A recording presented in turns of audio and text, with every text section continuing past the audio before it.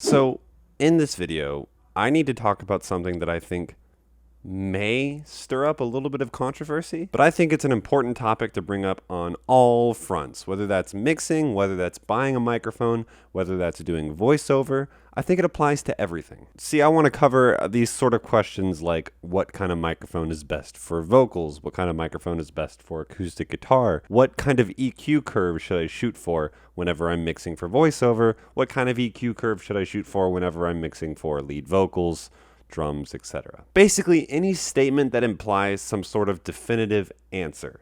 That's what I want to talk about. See, now while there is an element of objectivity in mixing on some things, particularly with like loudness and output levels, the vast majority of things that you're going to deal with in mixing are subjective and completely up to your own decision and your own sonic palette. I think because music technology and music production has sort of a more scientific approach, you have to be at least somewhat technologically literate in order to operate in this sort of sphere. Because of all these things, as a beginner, I think we look for more objectivity than we would look for when writing a song or composing a melody. Keep in mind that even though we're surrounded by cool compressors, fancy audio interfaces, a ton of plugins, at the heart of it, this is still an art form. Production is not only a technique used in order to better your art form, it is an art form itself. So I want to give you an example of this, specifically with an EQ curve, and how messing with EQ can provoke an emotional response just like a lyric or a melody can. In order to do this, I want you to pull up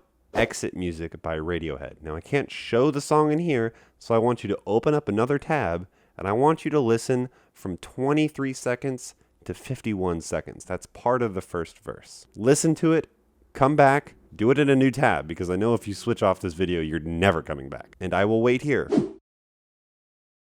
So, first thing I want to ask is, what frequencies stood out to you when you were listening to this vocal? To me, it's boomy, and it's dark, and it's foreboding, and it's full of a lot of lower mid-range. In many ways, and in many different contexts, this sort of EQ curve for a vocal would be a nightmare to mix, and it would probably sound pretty terrible. But in this scenario, it works. So because this mix is basically just an acoustic guitar and a vocal, we can occupy all of that sonic range with vocal content. So suddenly we're boosting all this low end, which in general on a vocal is a bad idea.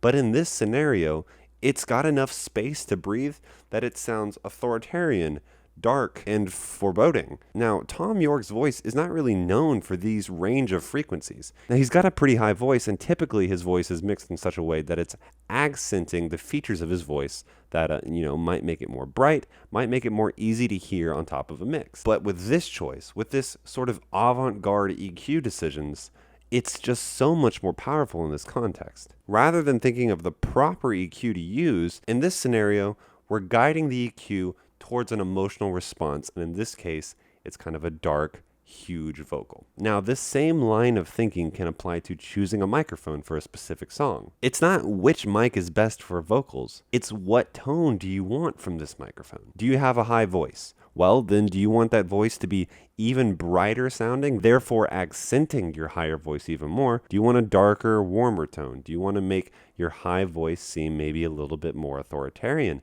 maybe a little bit more masculine, more imposing or less so? Brighter or more aggressive? These are color palettes, and the rest of your production choices, particularly whenever you get into the DAW, are also color palettes to choose from that honestly have way more customizability than the microphone does. Always think of context. Always think of what tone is going to be provoked whenever you put this into the mix. Now, there are objective truths as mentioned at the beginning of this video, particularly when it comes to loudness, making sure that we hit certain targets, particularly with loudness units full scale, but even loudness is subject to like RMS levels and average loudness and compression and dynamics and all these things that are really a product of how you treat and produce your song. But that's maybe a topic for another day. The reality is, while we would all love to hit certain target EQ curves, while we'd all love to hit certain compression ratios that would make the perfect tone, it's just not that simple. And that can be both intimidating, but it can also be liberating. Rather than counting on people like me or people that produce tutorials online and just straight up copying the techniques they use, think of it more as a suggestion. Think of it as a manner of moving forward, but it's certainly not the only one. There are near infinite ways of moving forward with your mix, which makes teaching production and particularly defining your own style pretty hard. But what's liberating in this sense, I talked about how in the beginning, production is viewed maybe more scientifically and more objectively than composing a song and writing a melody and all the other things that come with creative mediums. But I think you should be liberated knowing that you can apply this same style of thinking to production. Okay, so I was editing this whole video and I felt it was kind of wrong of me not to give like a real life example. So basically I pulled up an EQ curve from a previous video, the one about setting up vocals for a microphone. Also, like, pardon the, the impromptu camera setup here. I was editing before I was doing this. But anyways, I made an EQ curve and a kind of a vocal chain, a very basic vocal chain for a brighter sound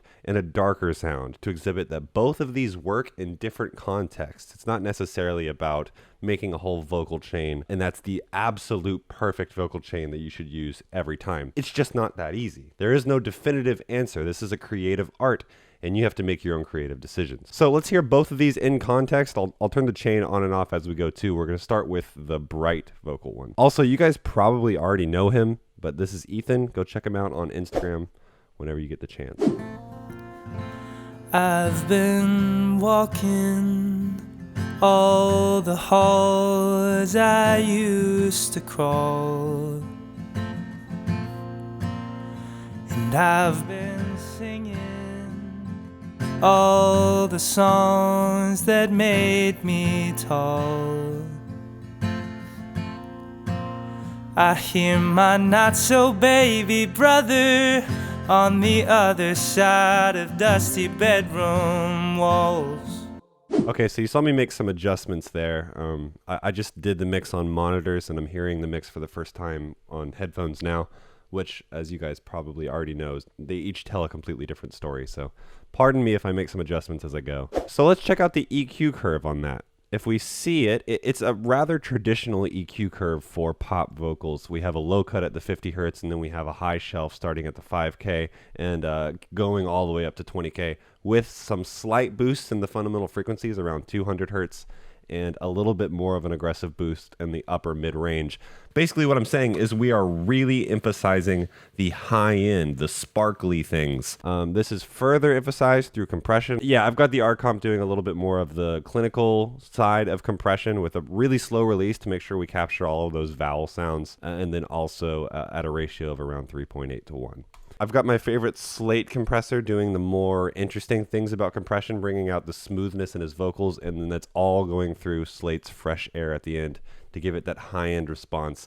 But as we know, also add a little bit of that noise floor, as the fresh air loves to do. On the other side of dusty bedroom walls, and his voice, it starts to sound something like my father's. Okay, so let's check out the darker signal chain now here. Now, I actually didn't use my favorite compressors on this. I didn't use the fresh air, which I've been known to use quite a lot. If we look at the frequency response of this whole entire chart here, you're going to see some moves that usually would not be advised. I've got a low cut, which is normal, but we're only going up to 30 hertz rather than 50. And I've got a high cut, which is really abnormal for pop vocals. And we're starting the cut around 15K. But what is weird is how aggressive of a boost we have in the upper mid-range and a pretty significant boost in the low mid-range as well. And the result is a really dark tone. Let's check it out in context. I've been walking all the halls I used to crawl, and I've been singing all the songs that made me tall. I hear my not-so-baby brother on the other side of dusty bedroom walls. So we've checked out the EQ curve, but it's worth noting that supporting that curve, there is a bunch of other plugins that are emulating old analog hardware. So we have basically a old Neve style emulation of a preamp. We have a really old, it doesn't overtly say it, but it's a Neve emulation of a compressor. It is specifically labeled as dark. And then I have some saturation just kind of making the signal sound a little bit more distorted. It's not distorted, but you know what I mean. It's more saturated because the plugin is called a saturator, obviously. And then we just have some RComp doing some clinical compression, this time a little bit more aggressive at a 4:1 ratio. So let's just do like a side-by-side with these two, and then we can take a listen back. You can decide which one you prefer. But the point I'm trying to make here is if these vocal chains were successful at all, they both sound good in their own context. It's not about the perfect curve. It's about deciding whether you want your song to sound more warm, inviting, maybe more vintagey, or if you want it to sound more contemporary, more bright, more compressed. You noticed on the bright channel, we have 2 compressors working at, a significant enough ratio. I've been walking all the halls I used to crawl, and I've been singing all the songs that made me tall. I hear my not-so-baby brother on the other side of dusty bedroom walls, and his voice, it starts to sound something like my father's. Okay, yeah, 2 different tones, 2 different styles, no definitive answer. You got to pick for yourself, as is the thesis for this video. So with that, I will go back to my original recording and go back to editing. Using your own judgment on how to move forward with the mix is going to result in your own sonic footprint. You may end up with something more avant-garde. You might end up with something that is just straight up better than if you copied the curves that I gave you on one of my tutorials. The final decision on your mix needs to be based off of your own judgment, how you want your audience to react emotionally, and it needs to be based off of the context of the mix you're working within, and the song, and the genre, and the unique structure and dynamics of your particular composition. I haven't done a rant style video in a while, but I think this is important, and certainly isn't going to stop all the comments asking which is best for blank. But hopefully it gives you a better understanding of the fact that your approach to mixing should not just be, I'm going to go find the most ideal sounding EQ curve I can and work from there. You need to tailor